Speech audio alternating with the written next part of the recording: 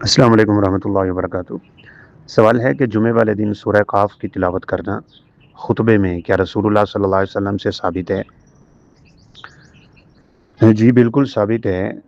صحیح مسلم میں یہ روایت ام ہشام رضی اللہ تعالیٰ عنہ سے مروی ہے کہ میں نے تو آپ صلی اللہ علیہ وسلم کے خطبات میں قاف سن سن کے یاد کر لی، چونکہ ان کا گھر قریب تھا تو ان کو سنائی دیتی تھی، تو وہ کہتی ہیں کہ میں نے تو یاد ہی ایسے کی آپ کے خطبوں میں سن سن کے۔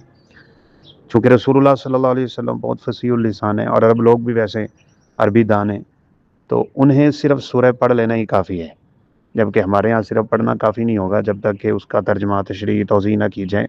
تو اس لیے پہلے سے ہمارے ہاں خطبے کا وقت بڑھ جاتا ہے، تو شاید علماء ایک دم سورہ قاف نہیں پڑھتے۔ اس کی سب سے بڑی وجہ یہ ہے چونکہ خطبے کا اصل مقصد واعظ و نصیحت ہے، وہ لوگ تو اس سے خوب نصیحت حاصل کرتے تھے، لیکن آج کل لوگوں کو اس کا ترجمہ نہیں آتا ہے۔